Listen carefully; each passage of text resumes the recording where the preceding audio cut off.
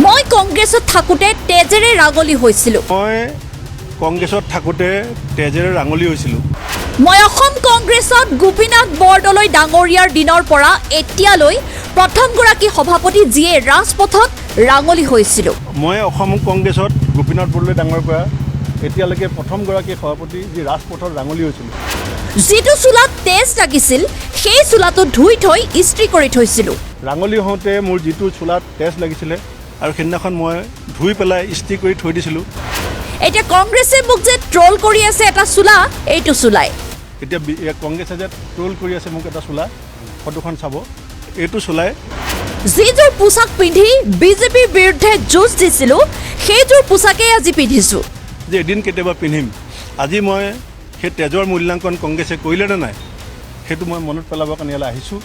আৰু এই চোলাটো পিন্ধি আহিছোঁ সেইকাৰণে যে সেই তেজ বিজেপিৰ সৈতে যুদ্ধ কৰোঁতে হৈছিলে, আৰু বিজেপিয়ে যদি সেয়া তেজ মূল্যাংকন কৰে মই ভাল পাম।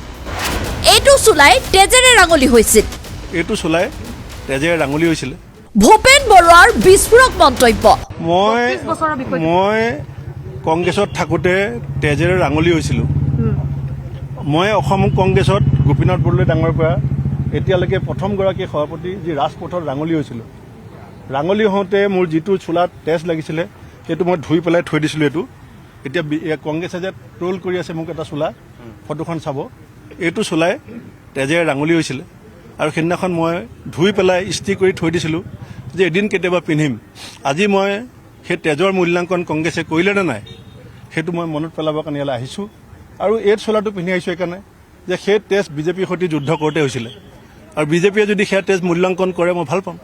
বিয়া, জন্মদিন বা আপোনাৰ যিকোনো বিশেষ অনুষ্ঠানৰ বাবে one stop solution ambience banquets. আপোনাৰ প্ৰতিটো অনুষ্ঠানৰ বাবে এটাই শ্ৰেষ্ঠ স্থান, Guwahati's finest and luxurious banquet hall. Ambience banquets, perfect for every celebration. For booking, contact 7099013417 or visit 5th floor above Reliance Centro, RG Burwa Road, Guwahati.